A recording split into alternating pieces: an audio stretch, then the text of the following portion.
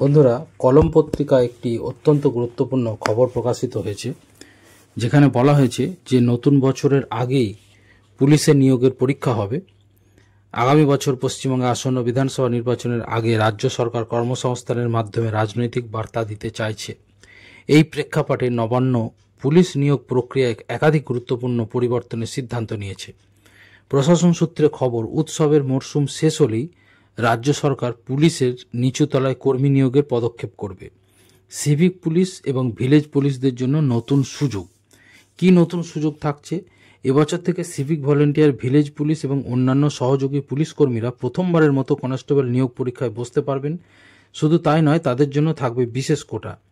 এতদিন সহযোগী পুলিশ কর্মীরা সরাসরি কনস্টেবল নিয়োগ পরীক্ষায় অংশ নিতে পারতেন না, যার ফলে তাদের মধ্যে দীর্ঘদিনের ক্ষোভ জমেছিল। অনেক শিক্ষিত তরুণ তরুণী এই পদে যোগ দিলেও স্থায়ী চাকরির সুযোগ না থাকায় হতাশ হয়ে পড়তেন। তাদের এই হতাশা দূর করতে এবং স্থায়ী চাকরির সুযোগ করে দিতে রাজ্য সরকারের এই নতুন সিদ্ধান্ত। ওয়েলফেয়ার কমিটির প্রস্তাব অনুমোদন হয়েছে। রাজ্য সরকার সম্প্রতি পশ্চিমবঙ্গ পুলিশ ওয়েলফেয়ার কমিটির প্রস্তাব মেনে নিয়েছে। ওয়েলফেয়ার কমিটির কর্তারা দীর্ঘদিন ধরে স্বরাষ্ট্র দপ্তরের সহযোগী কর্মীদের দাবি নিয়ে আলোচনা করছিলেন। তাদের প্রস্তাবে ছিল সিভিক ও অন্যান্য সহযোগী কর্মীদের জন্য আলাদা কোটা এবং বয়সসীমাতে বিশেষ ছাড় দেওয়া হোক। একাধিক বৈঠকের পর অবশেষে নবান্ন থেকে এই প্রস্তাবে সবুজ সংকেত মিলেছে। নতুন সিদ্ধান্ত অনুযায়ী 15% কোটা সহযোগী পুলিশ কর্মীদের জন্য, কনস্টেবল নিয়োগে 15% কোটা নির্দিষ্ট করা হয়েছে। বয়সসীমা তাদের জন্য সর্বোচ্চ বয়সসীমা 35 বছর করা হয়েছে। এর ফলে বহু বছর ধরে কর্মরত সিভিক বা ভিলেজ পুলিশরাও এই পরীক্ষায় অংশ নেওয়ার সুযোগ পাবেন।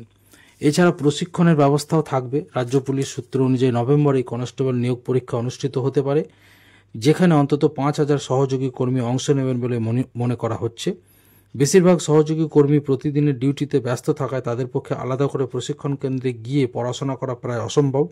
এই সমস্যা সমাধানের জন্য Paschimbanga police welfare committee online প্রশিক্ষণের ব্যবস্থা করেছে। এর মাধ্যমে কর্মীরা তাদের অবসর সময়ে বাড়িতে বসে পরীক্ষার প্রস্তুতি নিতে পারবেন। ইতিমধ্যে অনলাইন ক্লাস শুরু হয়ে গিয়েছে এবং পত্রিকায় রাজনৈতিক তাৎপর্যের কথা বলা হয়েছে। রাজনৈতিক মহলের মতে এর ফলে রাজ্য সরকার এক ঢিলে দুই পাখি মারতে চাইছে। বিধানসভা নির্বাচনের আগে কর্মসংস্থানের সুযোগ বাড়ানো সম্ভব হচ্ছে এবং সাধারণ মানুষের কাছে ইতিবাচক বার্তাও পৌঁছচ্ছে।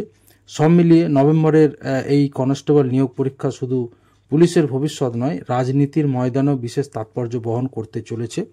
এবং আমার মনে হয় চুক্তিভিত্তিক যে সমস্ত গ্রুপ ডি এবং গ্রুপ সি কর্মী রয়েছেন, তাদেরও এই সুযোগ পাওয়া উচিত।